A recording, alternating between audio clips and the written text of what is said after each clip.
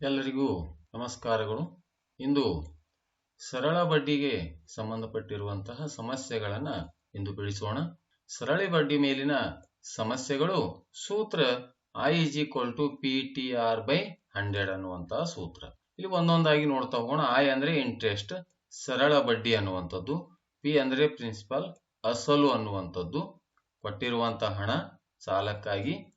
R ಅಂದ್ರೆ ಬಡ್ಡಿಯ ದರ, ಇದು rate of interest in percentage per annum ಅಂತಕ್ಕಂಥದ್ದು. ಟಿ ಅಂದ್ರೆ ಟೈಮ್, ಕಾಲ ಅನ್ನುವಂಥ. ಈ ರೀತಿಯಾಗಿ ಈ ಒಂದು ಸರಳ ಬಡ್ಡಿಯನ್ನು ಕಂಡುಹಿಡಿಯುವಂತಹ ಸೂತ್ರ I = PTR/100 ಅನ್ನುವಂತಹ ಸೂತ್ರ. ಈಗ ಪ್ರಶ್ನೆಗಳನ್ನ ನೋಡ್ತಾ ಹೋಗೋಣ, ಒಂದೊಂದು ಪ್ರಶ್ನೆಯನ್ನ. ಒಂದನೇ ಪ್ರಶ್ನೆಯನ್ನ ನೋಡೋಣ. ಇಲ್ಲಿ ಸುಮಾರು 12 ಪ್ರಶ್ನೆಗಳಿಗೆ ನಾನು ಪರಿಹಾರವನ್ನು ನೀಡಿದ್ದೇನೆ. ಮೊದಲನೇ ಪ್ರಶ್ನೆಯನ್ನ ನೋಡೋಣ. ಆಕಾಶ್ ವರ್ಷಕ್ಕೆ 3.5% ದರದಲ್ಲಿ 3 ವರ್ಷಗಳವರೆಗೆ 50,000 ರೂಪಾಯಿ 3 ವರ್ಷಗಳ ಕೊನೆಯಲ್ಲಿ ಸಂಗ್ರಹವಾದ ಬಡ್ಡಿಯನ್ನ ಕಂಡುಹಿಡಿಯಿರಿ ಅಂತ. ಅಂದ್ರೆ ಇಲ್ಲಿ ಕೊಟ್ಟಿರುವಂತಹ ಅಸಲು ಎಷ್ಟಿದೆ ಅಂದ್ರೆ ಅದು 50,000. ಅಸಲು ಅಂದ್ರೆ P ಅನ್ನುವಂಥದ್ದು 50,000. ರೇಟ್ ಆಫ್ ಇಂಟ್ರೆಸ್ಟ್ ವರ್ಷಕ್ಕೆ 3.5% ಅಂತಿದೆ. ಇದು ಬಡ್ಡಿಯ ದರ ಎಷ್ಟಿದೆ 3.5. ಕಾಲ ಎಷ್ಟಿದೆ ಅಂದ್ರೆ ಅದು 3 ವರ್ಷಗಳು ಅನ್ನುವಂಥದ್ದು. ಇನ್ನು ಸೂತ್ರ ಸಿಂಪಲ್ ಇಂಟ್ರೆಸ್ಟ್, ಸರಳ ಬಡ್ಡಿ = PTR/100 ಅನ್ನುವಂಥದ್ದು. P ಅಂದ್ರೆ 50,000, T ಅಂದ್ರೆ ಕಾಲ 3, R ಅಂದ್ರೆ ಬಡ್ಡಿಯ ದರ 3.5 / 100. ಇಲ್ಲಿ 2 ಸೊನ್ನೆಗಳನ್ನ ಹೋಯ್ತು. ಈಗ ಉಳಿದಿರ್ತಕ್ಕಂಥ 500 × 3 × 3.5 ಅನ್ನ ಗುಣಿಸಿದಾಗ ಬರುವಂತಹ ಸರಳ ಬಡ್ಡಿ ಎಷ್ಟಂದ್ರೆ 5,250 ರೂಪಾಯಿ ಅನ್ನುವಂತಹ ಉತ್ತರ. ಇನ್ನು ಎರಡನೇ ಪ್ರಶ್ನೆಯನ್ನು ನೋಡೋಣ. ರೋಹನ್ ಅವರು 2 ವರ್ಷಗಳಿಂದ ಸಾಲ ಪಡೆದ 7,000 ರೂಪಾಯಿ ಮೊತ್ತವಾಗಿ 9,000 ರೂಪಾಯಿ ಬಡ್ಡಿ ದರವನ್ನ ಕಂಡುಹಿಡಿಯಿರಿ ಅಂತ. ಮೊತ್ತ 9,000 ಅಂದ್ರೆ ಸಾಲ ಪಡೆದಿದ್ದು 7,000, ಅದರ ಮೊತ್ತ ಎಷ್ಟಾಯ್ತು ಅಂದ್ರೆ 9,000 ರೂಪಾಯಿ ಆಯ್ತು. ಇಲ್ಲಿ ಬಡ್ಡಿಯ ದರ ಅಂದ್ರೆ R ಅನ್ನ ಲೆಕ್ಕಾಚಾರ ಮಾಡಿ. ಇಲ್ಲಿ ಮೊತ್ತ ಎಷ್ಟಿದೆ? A ಅಂದ್ರೆ ಸಮ್, ಟೋಟಲ್ ಸರಳ ಬಡ್ಡಿ ಮತ್ತು ಅಸಲನ್ನ ಕೂಡಿ ಇದು ಮೊತ್ತ ಆಗುತ್ತೆ. ಹಾಗಾದ್ರೆ ಅಸಲು 7,000.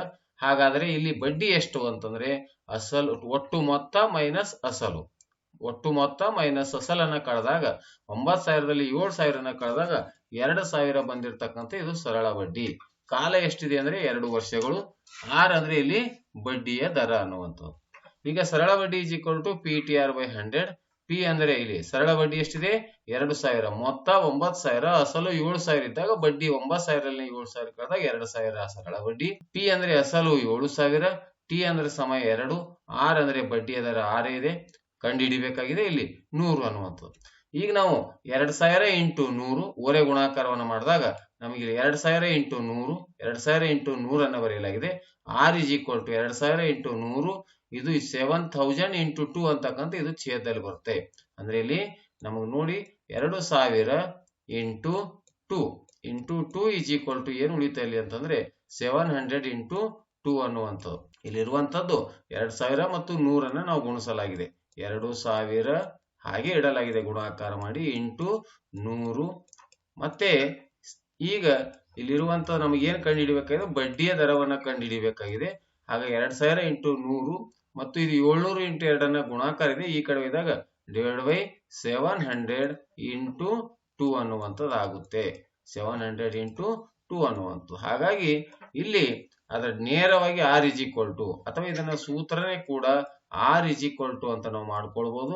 ನೇರವಾಗಿ ನಾವು ಇಲ್ಲಿ ರೇಟ್ ಆಫ್ ಇಂಟ್ರೆಸ್ಟ್ ಸರಳ ಆ ಒಂದು ಬಡ್ಡಿಯ ದರವನ್ನ ಕಂಡುಹಿಡಿಬೇಕಾಗಿತ್ತು ಅಂದ್ರೆ ನೇರವಾಗಿ ನಾವು ಸೂತ್ರವನ್ನ ಮಾಡ್ಕೊಂಡಾಗ R = ಏನಾಗುತ್ತೆ ಅಂದ್ರೆ ಇದು ಬಡ್ಡಿ ಇಂಟು 100, ಬಡ್ಡಿ ಇಂಟು 100 / P × T ಅನ್ನುವಂಥದ್ದು.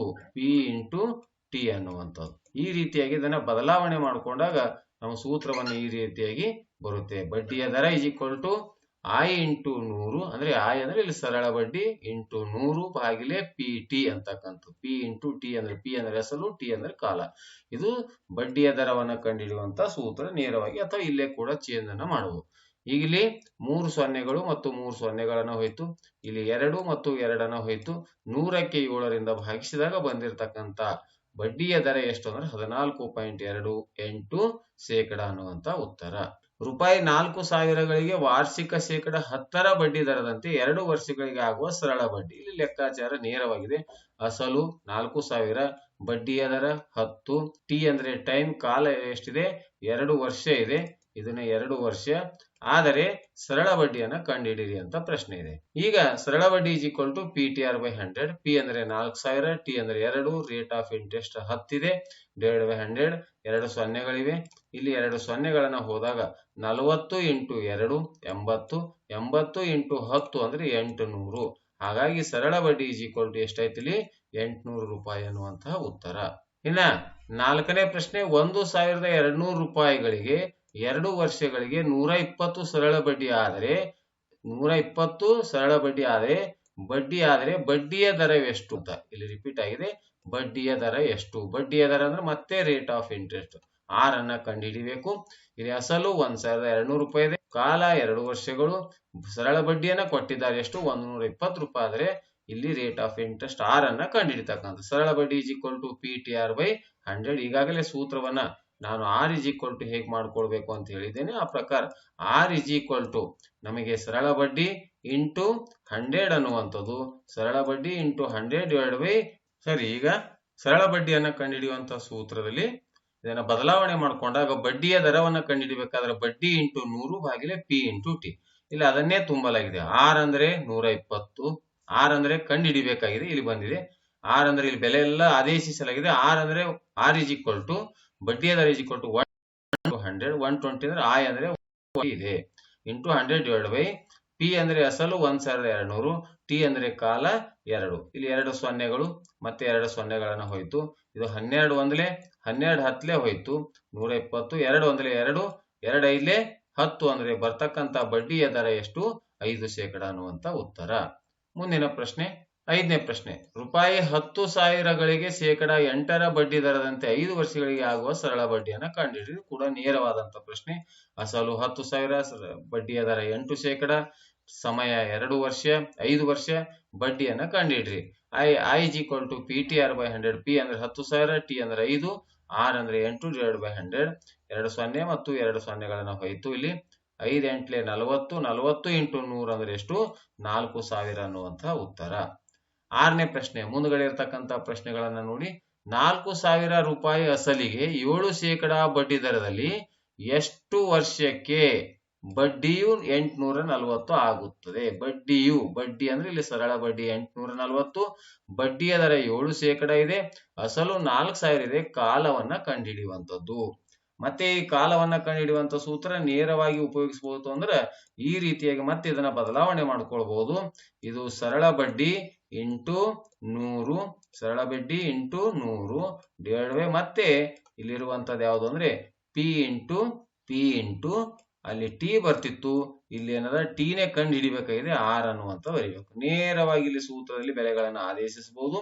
ಆಯ್ ಅಂದ್ರೆ ಎಷ್ಟಿದೆ ಅಂದ್ರೆ 840, ಇಲ್ಲಿ 840 ನಾವು ಟಿ ಅನ್ನ ಕಂಡು ಹಿಡಿಬೇಕಾಗಿದೆ. ಇಲ್ಲಿ ಟಿ ಅನ್ನ ಕಂಡು ಹಿಡಿಬೇಕು. ಇಲ್ಲಿ ಆಯ್ ಅಂದ್ರೆ ಎಷ್ಟು 840 ಇಂಟು 100, ಪಿ ಅಂದ್ರೆ 4,000, ಆರ್ ಅಂದ್ರೆ 7. ಅಥವಾ ಇಲ್ಲಿ ಅದೇ ಸೂತ್ರದಲ್ಲಿ ನಾವು ಬೆಲೆಗಳನ್ನ ಆದೇಶಿಸಿ ಈ ರೀತಿಯಾಗಿ ಬದಲಾವಣೆಯನ್ನು ಮಾಡಿ ಕಂಡು ಹಿಡಿದೀವಿ. ಇಲ್ಲಿ 3 ಸೊನ್ನೆಗಳು, ಇಲ್ಲಿ 2 ಮತ್ತು ಇದೊಂದು 3 ಸೊನ್ನೆಗಳನ್ನ ಹೋಯ್ತು. ಮುಂದೆ ಇದನ್ನ ಛೇದವನ್ನು ಹೊಡೆದಾಗ 4 1 4, 4 2 8, ಮತ್ತೆ 4 1 4 ಅಂದ್ರೆ 7 1 7 3 21 ಅಂದ್ರೆ ಈ ಟಿ ಇಸ್ ಈಕ್ವಲ್ ಟು ಎಷ್ಟು 3 ವರ್ಷ. ಈ ಸೂತ್ರ ನೇರವಾಗಿ ಕೂಡ ಉಪಯೋಗ ಮಾಡಬಹುದು, ಅಥವಾ ಇದೇ ಸೂತ್ರ ಸರಳ ಬಡ್ಡಿಯಲ್ಲಿ ಬೆಲೆಗಳನ್ನ ಆದೇಶಿಸಿ ನಂತರ ಟಿ ಅನ್ನ ಇಲ್ಲಿ ಕಂಡುಹಿಡಿಬಹುದು ಅಂತ. ನೆಕ್ಸ್ಟ್ 7ನೇ ಪ್ರಶ್ನೆ, 5,000 ರೂಪಾಯಿಗಳಿಗೆ ಶೇಕಡ 12ರ ಬಡ್ಡಿಯಂತೆ 3 ತಿಂಗಳುಗಳಿಗೆ ಆಗುವ ಸರಳ ಬಡ್ಡಿ. ಇಲ್ಲಿವರೆಗೆ ನಾವು ಪ್ರತಿಯೊಂದು ವರ್ಷ ಕಾಲ ವರ್ಷಗಳಲ್ಲಿತ್ತು, ಇಲ್ಲಿ ತಿಂಗಳುಗಳಂತ ಕೊಟ್ಟಿದ್ದಾರೆ. 3 ತಿಂಗಳಿಗೆ ಆಗುವ ಸರಳ ಬಡ್ಡಿ ಎಷ್ಟು? ಮತ್ತೆ ಅಸಲು 5,000, ಬಡ್ಡಿಯ ದರ 12%, ಟಿ ಅಂದ್ರೆ 3 ತಿಂಗಳು. 3 ತಿಂಗಳನ್ನ ವರ್ಷದಲ್ಲಿ ನಾವು ಮಾಡ್ಕೊಳ್ಬೇಕು. ಹಾಗಾಗಿ 3 ತಿಂಗಳು ಅಂದ್ರೆ ಇಲ್ಲಿ 12 ತಿಂಗಳಾದ್ರೆ ನಮಗೆ 1 ವರ್ಷ, 12 ತಿಂಗಳಾದ್ರೆ 1 ವರ್ಷ, 3 ತಿಂಗಳಾದ್ರೆ ಎಷ್ಟು ವರ್ಷ ಅಂದ್ರೆ ಇದು 3 × 1 / 12 ಅಂತ ನಾವು ಬರ್ಕೊಳ್ಬೇಕಂದ್ರೆ ತಿಂಗಳನ್ನ ಕೊಟ್ಟಾಗ ಛೇದದಲ್ಲಿ ನಾವು 12 ಬರ್ಕೊಂಡ್ರೆ ಅದು ಏನಾಗಿರುತ್ತೆ, ತಿಂಗಳು ಹೋಗಿ ವರ್ಷ ಆಗಿ ಬದಲಾವಣೆ ಆಗುತ್ತೆ. ಹಾಗಾಗಿ 3 ತಿಂಗಳಂದ್ರೆ 3/12. ಇದನ್ನ ಛೇದ ಹೊಡೆದಾಗ 3 ಅಂದ್ರೆ 3, 3 4 12 ಅಂದ್ರೆ ಎಷ್ಟಾಯ್ತು, 1/4 ವರ್ಷ ಅನ್ನುವಂಥದ್ದು ಸರಳ ಬಡ್ಡಿಯನ್ನ ಕಂಡಿಡ್ರಿ. ಸರಳ ಬಡ್ಡಿ is equal to PTR/100. P ಅಂದ್ರೆ 5,000, ಟಿ ಅಂದ್ರೆ 1, ಇದು 1/4 ಇರೋದ್ರಿಂದ ಒಂದು ಅಂಶದಲ್ಲಿ 4 ಛೇದದಲ್ಲಿ ಬರೆದಿನಿ. ಆರ್ ಅಂದ್ರೆ ಬಡ್ಡಿಯ ದರ 12. ಮತ್ತೆ ಇಲ್ಲಿ ಬೆಲೆಗಳನ್ನು ನಾವು ಛೇದವನ್ನು ನೋಡಿದಾಗ 2 0 2 0 ಹೋಯ್ತು, 4 1 4 3 12 ಹೋಯ್ತು. ಹಾಗಾಗಿ 3 × 50 ಅಂದ್ರೆ 150 ರೂಪಾಯಿ ಸರಳ ಬಡ್ಡಿ ಅನ್ನುವಂಥ ಉತ್ತರ. ಇನ್ನು 8ನೇ ಪ್ರಶ್ನೆ, 7,000 ರೂಪಾಯಿಗಳಿಗೆ 5% ಬಡ್ಡಿ ದರದಂತೆ 146 ದಿನಗಳಿಗೆ, ನೋಡಿ ವರ್ಷ ಆಯ್ತು, ತಿಂಗಳಾಯ್ತು, ಈಗ ದಿನಗಳನ್ನ ಬಂದಿದೆ, 146 ದಿನಗಳಿಗೆ ಆಗುವ ಸರಳ ಬಡ್ಡಿಯನ್ನ ಕಂಡು ಹಿಡಿಯಿರಿ ಅಂತ ಪ್ರಶ್ನೆ. ಮತ್ತೆ ಅಸಲು 7,000, ಬಡ್ಡಿಯ ದರ 5. ಇಲ್ಲಿ 146 ದಿನಗಳು, ತಿಂಗಳನ್ನ ಕೊಟ್ಟಾಗ ತಿಂಗಳು ಕೊಟ್ಟಿದ್ರು ಅಂತಂದ್ರೆ ಅದನ್ನ ಭಾಗಿಲೆ ಒಟ್ಟು ತಿಂಗಳ ಸಂಖ್ಯೆ ಎಷ್ಟು, 12ರಿಂದ ಭಾಗಾಕಾರ ಮಾಡಿದಾಗ ಅದು ವರ್ಷದಲ್ಲಿ ಬರ್ತಿತ್ತು. ದಿನಗಳಲ್ಲಿ ಕೊಟ್ಟಾಗ ನಾವು ಆ ಕೊಟ್ಟಿರುವಂತ ದಿನಕ್ಕೆ 365ರಿಂದ ಭಾಗಿಸ್ಬೇಕು. ಇದನ್ನ ಛೇದವನ್ನು ಹೊಡೆದಾಗ 2/5 ವರ್ಷ ಅನ್ನುವಂಥದ್ದು ಸರಳ ಬಡ್ಡಿಯನ್ನ ಕಂಡುಹಿಡಿಯುವಂಥದ್ದು. ಸರಳ ಬಡ್ಡಿ is equal to PTR/100. P ಅಂದ್ರೆ ಅಸಲು 7,000, ಟಿ ಅಂದ್ರೆ ಕಾಲ ಎಷ್ಟಿದೆ, 2/5 ಇದೆ, 2/5, ಇಲ್ಲಿ 2/5 ಇದೆ. ಆರ್ ಅಂದ್ರೆ ಬಡ್ಡಿಯ ದರ 5, ಸೂತ್ರದಲ್ಲಿರ್ತಕ್ಕಂಥ 100, 2 0 2 ಸೊನ್ನೆಗಳನ್ನ ಹೋದು, ಇದು 5 1 5 5 1 5 ಹೋಯ್ತು, 2 × 70 ಅಂದ್ರೆ 140 ರೂಪಾಯಿ ಅನ್ನುವಂತಹ ಉತ್ತರ. ಮುಂದಿನ ಪ್ರಶ್ನೆ 9ನೇದು, 7,000 ಅಸಲಿಗೆ 7,000 ಅಸಲಿಗೆ ತ್ರೈಮಾಸಿಕವಾಗಿ 8% ಬಡ್ಡಿ ದರದಲ್ಲಾಗುವ ಸರಳ ಬಡ್ಡಿ ಎಷ್ಟು ಅಂತ ಮತ್ತೆ ಅದೇ ಪ್ರಶ್ನೆ. ಇಲ್ಲಿ ತ್ರೈಮಾಸಿಕ ಅಂದ್ರೆ 3 ತಿಂಗಳಿಗೆ ಅಂತ ಅರ್ಥ. ಮತ್ತೆ ಅಸಲು 7,000, ಬಡ್ಡಿಯ ದರ 8 ಇದೆ, 3 ತಿಂಗಳು ಅಂದ್ರೆ 3/, ಅದನ್ನ ತಿಂಗಳನ್ನ ಹೋಗಿ ವರ್ಷದಲ್ಲಿ ಮಾಡ್ಬೇಕಾದ್ರೆ ಅದನ್ನ ಒಂದು ವರ್ಷದಲ್ಲಿ ಇರುವಂತಹ ತಿಂಗಳ ಸಂಖ್ಯೆ 12ರಿಂದ ಭಾಗಿಸಿದಾಗ ಬರ್ತಕ್ಕಂಥದ್ದು 1/4 ವರ್ಷ ಸರಳ ಬಡ್ಡಿಯನ್ನ ಲೆಕ್ಕಾಚಾರ ಮಾಡಿ. I is equal to PTR/100. ಅಸಲು 7,000, ಕಾಲ 1/4, ಆರ್ ಅಂದ್ರೆ ಬಡ್ಡಿಯ ದರ 8/100. ಮತ್ತೆ ಇವು 0 ಸೊನ್ನೆಗಳನ್ನ ಹೋಯ್ತು, 4 1 4 2 ಅಂದ್ರೆ 70 × 2 ಅಂದ್ರೆ ಎಷ್ಟು, 140 ರೂಪಾಯಿ ಅನ್ನುವಂತ ಉತ್ತರ. ಮುಂದಿನ ಪ್ರಶ್ನೆಯನ್ನ ನೋಡಿ, ಕೊನೆಯ 3 ಪ್ರಶ್ನೆಗಳು 10, 11, 12 ವೆರಿ ಇಂಪಾರ್ಟೆಂಟ್. ಒಂದು ಮೊತ್ತವು ಎಷ್ಟು ವರ್ಷಗಳಲ್ಲಿ 10% ಬಡ್ಡಿಯಂತೆ ದ್ವಿಗುಣವಾಗುತ್ತದೆ ಅಂತ ಪ್ರಶ್ನೆ. ಇಲ್ಲಿ ಒಂದು ಮೊತ್ತ, ಯಾವುದೋ ಒಂದು ಮೊತ್ತವು ಎಷ್ಟು ವರ್ಷಗಳಲ್ಲಿ 10% ಬಡ್ಡಿ ದರದಂತೆ ದ್ವಿಗುಣ ಅಂದ್ರೆ ಡಬಲ್ ಆಗುತ್ತೆ ಅಂತ. ಹಾಗಾಗಿ ನಾವು ಇಲ್ಲಿ ಮೊದಲಿಗೆ ಅಸಲನ್ನ ನಾವು 100 ರೂಪಾಯಿ ಅಂತ ತೆಗೆದುಕೊಳ್ಳೋಣ. ಅಸಲು 100 ರೂಪಾಯಿ ಆದಾಗ ಮೊತ್ತ ದ್ವಿಗುಣ ಅಂದರೆ ಅದು ಎಷ್ಟಾಗಿರುತ್ತೆ, ಅದರ ಡಬಲ್ 100 ತೆಗೆದುಕೊಂಡಾಗ ಅದು 200 ಆಗಿರುತ್ತದೆ. ಹಾಗಾಗಿ ಮೊತ್ತ 200. ಹಾಗಾದ್ರೆ ಸರಳ ಬಡ್ಡಿ ಎಷ್ಟು ಅಂದ್ರೆ, ಸರಳ ಬಡ್ಡಿ ಅಂದ್ರೆ ಒಟ್ಟು ಮೊತ್ತ ಮತ್ತು ಸರಳ ಬಡ್ಡಿ I is equal to, ನಾವು ಕಂಡು ಹಿಡಿಬೇಕಾಗಿತ್ತಂದ್ರ ಒಟ್ಟು ಮೊತ್ತ ಮೈನಸ್ ಅಸಲನ್ನ ಕಳಿಬೇಕು, A - P. A ಅಂದ್ರೆ ಮೊತ್ತ, P ಅಂದ್ರೆ ಬಡ್ಡಿ. 200 ರೂಪಾಯಿ ಇದೆ ಮೊತ್ತ, ಅಸಲು ಎಷ್ಟಿದೆ 100. ಹಾಗಾದ್ರೆ 200ರಲ್ಲಿ 100 ಹೋದಾಗ ಎಷ್ಟು ಬಂತು, 100 ರೂಪಾಯಿ ಆಗುತ್ತದೆ. Rate of interest 10%. ಕಾಲವನ್ನ ಇಲ್ಲಿ ಲೆಕ್ಕಾಚಾರವನ್ನು ಮಾಡಬೇಕಾಗಿದೆ. ಹಾಗಾಗಿ SI is equal to PTR/100.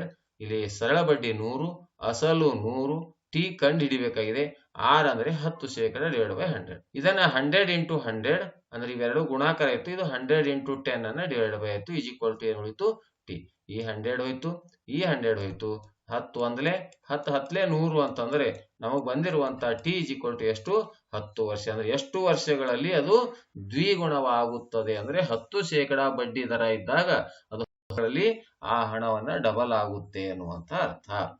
ಇನ್ನು 11ನೇ ಪ್ರಶ್ನೆಯನ್ನ ನೋಡಿ, ಒಂದು ಮೊತ್ತವು 5 ವರ್ಷಗಳಲ್ಲಿ ಎಷ್ಟು ಶೇಕಡಾ ಬಡ್ಡಿ ದರದಂತೆ ತ್ರಿಗುಣವಾಗುತ್ತದೆ, 3 ಪಟ್ಟು ಆಗಬೇಕು. ಅದು ಹಣವನ್ನ ಕೊಟ್ಟಿರುವ ಹಣ ಅದು 3ರಷ್ಟು ಆಗಬೇಕಾದ್ರೆ ಅದು 5 ವರ್ಷದಾಗ ಶೇಕಡಾ ಬಡ್ಡಿಯ ದರ ಎಷ್ಟಿರಬೇಕು ಅಂತ. ಅಸಲು ಮತ್ತೆ 100 ರೂಪಾಯಿ ಆದಾಗ ಮೊತ್ತ ತ್ರಿಗುಣ ಅಂದ್ರೆ ಅದರ 3ರಷ್ಟು ಅಂದ್ರೆ 300 ರೂಪಾಯಿ ಆಗಿರುತ್ತದೆ. ಸರಳ ಬಡ್ಡಿ 300 - 100 ಅಂದ್ರೆ 200 ರೂಪಾಯಿ ಆಗುತ್ತದೆ. ಟಿ ಅಂದ್ರೆ ಇಲ್ಲಿ ಕಾಲವನ್ನ ಕೊಟ್ಟಿದ್ದಾರೆ 5 ವರ್ಷ ಅಂತ, ಬಡ್ಡಿ ದರವನ್ನ ಲೆಕ್ಕಾಚಾರ ಮಾಡಬೇಕಾಗಿದೆ. ಮತ್ತೆ ಅದೇ ಸೂತ್ರದಲ್ಲಿ ಬೆಲೆಗಳನ್ನ ಆದೇಶಿಸಿ PTR/100. ಇಲ್ಲಿ ಸರಳ ಬಡ್ಡಿ 200, ಅಸಲು 100, ಕಾಲ 5, ದರ ಕಂಡು ಹಿಡಿಬೇಕಾಗಿದೆ ಡಿವೈಡ್ ಬೈ 100. ಈ 100 ಈ 100 ಇಲ್ಲಿ ಛೇದ ಹೋಯ್ತು, ಅಥವಾ ಈ ಕಡೆನ ತಂದಾಗ 200 ಇದು 5 ಭಾಗಿಲೆ ಆಯ್ತು, ಅಥವಾ ಇಲ್ಲಿ 100 ಛೇದ ಹೊಡೆದಾಗ 200 ಭಾಗಿಲೆ 5 5 ಅಂದ್ರೆ 5 5 40 20 ಅಂತಂದ್ರೆ 200 ಛೇದ ಹೋಯ್ತು. ಹಾಗಾಗಿ ಅಲ್ಲಿ ಬಡ್ಡಿಯ ದರ ಎಷ್ಟಿರಬೇಕು, ತ್ರಿಗುಣ ಆಗ್ಬೇಕಾಗಿತ್ತಂದ್ರೆ 5 ವರ್ಷದಲ್ಲಿ ಅದು ಟ್ರಿಬಲ್ ಅಂದ್ರೆ 3 ಪಟ್ಟು ಆಗ್ಬೇಕಾದ್ರೆ ಅದರ ಬಡ್ಡಿಯ ದರ ಎಷ್ಟಿರಬೇಕು ಅಂದ್ರೆ 40% ಆಗಿರಬೇಕು ಅನ್ನುವಂತ ಅರ್ಥ. ಇನ್ನ ಕೊನೆಯ ಪ್ರಶ್ನೆ 12ನೇ ಪ್ರಶ್ನೆ, ಸರಳ ಬಡ್ಡಿಯ ಪ್ರಕಾರ ಒಂದು ಮೊತ್ತವು 20 ವರ್ಷಗಳಲ್ಲಿ 6ರಷ್ಟಾದ್ರೆ 20 ವರ್ಷಗಳಲ್ಲಿ 6ರಷ್ಟಾಗಬೇಕು, 6 ಪಟ್ಟಾಗಬೇಕು, 100 ಇದ್ರೆ 600 ರೂಪಾಯಿ ಆಗ್ಬೇಕು. ಹಾಗಾದ್ರೆ ಬಡ್ಡಿಯ ದರವನ್ನ ಕಂಡುಹಿಡ್ರಿ. ಸೇಮ್ ಪ್ರಶ್ನೆ. ಇಲ್ಲಿ ಅಸಲು 100 ರೂಪಾಯಿ, ಮೊತ್ತ 6ರಷ್ಟು ಅಂದರೆ ಅದು ಎಷ್ಟಾಗಿರ್ಬೇಕು, 100 ಇದ್ದಾಗ, ಅಸಲು 100 ಇದ್ದಾಗ ಅದು 6ರಷ್ಟು ಅಂದ್ರೆ 600 ಆಗುತ್ತದೆ. ಸರಳ ಬಡ್ಡಿ ಈಸ್ ಈಕ್ವಲ್ ಟು 600 ಮೈನಸ್ 100 ಅಂದ್ರೆ ಅಸಲು ಸರಳ ಬಡ್ಡಿ ಎಷ್ಟಾಗಿರುತ್ತೆ ಅಂದ್ರೆ 500, ಕಾಲ ಎಷ್ಟಿದೆ 20 ವರ್ಷ, ಅದನ್ನೇ ಆದೇಶಿಸಿದಾಗ ಸರಳ ಬಡ್ಡಿ ಈಸ್ ಈಕ್ವಲ್ ಟು ಸೂತ್ರವನ್ನು ಬರೆಯಲಾಗಿದೆ. ಬಡ್ಡಿ 500, ಅಸಲು 100, ಕಾಲ 20, ಬಡ್ಡಿಯ ದರವನ್ನು ಕಂಡುಹಿಡಿಬೇಕಾಗಿದೆ. ಈಗ R is equal to 500 into 100 divide by 100 into 20. ಈ 100 ಅನ್ನ ಹೋಯ್ತು, 0 ಹೋಯ್ತು, 50 ಡಿವೈಡ್ ಬೈ 2 ಅಂದ್ರೆ ಎಷ್ಟು, 25% ಅನ್ನುವಂತ ಉತ್ತರ. ಆದ್ಮೇಲೆ ಈ ರೀತಿಯಾಗಿ ನಿರಂತರವಾಗಿ ಈ ಕರ್ನಾಟಕ ಶಿಕ್ಷಕರ ಅರ್ಹತಾ ಮತ್ತು ನೇಮಕಾತಿ ಪರೀಕ್ಷೆಗಾಗಿ ನಿರಂತರವಾದಂತಹ ವಿಡಿಯೋಗಳನ್ನ ಮಾಡ್ತಾ ಇದ್ದೀನಿ. ಈ ವಿಡಿಯೋ ಇಷ್ಟವಾದರೆ ದಯವಿಟ್ಟು ಲೈಕ್ ಮಾಡಿ, ಶೇರ್ ಮಾಡಿ ಮತ್ತು ಸಬ್ಸ್ಕ್ರೈಬ್ ಮಾಡೋದನ್ನ ಮರೆಯಬೇಡಿ ಅಂತ ಹೇಳುತ್ತಾ, ಅಲ್ಲಿರುವ ಬೆಲ್ ಬಟನ್ ಮೇಲೆ ತಾವು ಕ್ಲಿಕ್ ಮಾಡಿದ್ದೆ ಆದರೆ ಮುಂದೆ ನಾನು ಮಾಡಿರುವಂತಹ ವಿಡಿಯೋಗಳ ನೋಟಿಫಿಕೇಶನ್ ಅನ್ನು ಬರುತ್ತೆ ಅಂತ ಹೇಳುತ್ತಾ, ನಾನು ಮಾದರಿಯಾಗಿ ಪ್ರಶ್ನೆಗಳನ್ನು ತೆಗೆದುಕೊಂಡು ವಿಡಿಯೋಗಳನ್ನಾಗಿ ಮಾಡ್ತಾ ಇದ್ದೀನಿ. ಇಂಪಾರ್ಟೆಂಟ್ ಆಗಿರುವಂತಹ ಪ್ರಶ್ನೆಗಳು ಇವುಗಳನ್ನೇ ಬರುತ್ತವೆ ಅಂತಲ್ಲ, ಇಂತಹ ಪ್ರಶ್ನೆಗಳನ್ನ ಬರಬಹುದು ಅನ್ನೋ ಉದ್ದೇಶದಿಂದ ನಾನು ವಿಡಿಯೋಗಳನ್ನ ಮಾಡ್ತಾ ಇದ್ದೀನಿ. ಈ ವಿಡಿಯೋ ಕೊನೆವರೆಗೆ ತಾವು ನೋಡಿದ್ದಕ್ಕಾಗಿ ತಮ್ಮೆಲ್ಲರಿಗೂ ನನ್ನ ನಮಸ್ಕಾರಗಳು.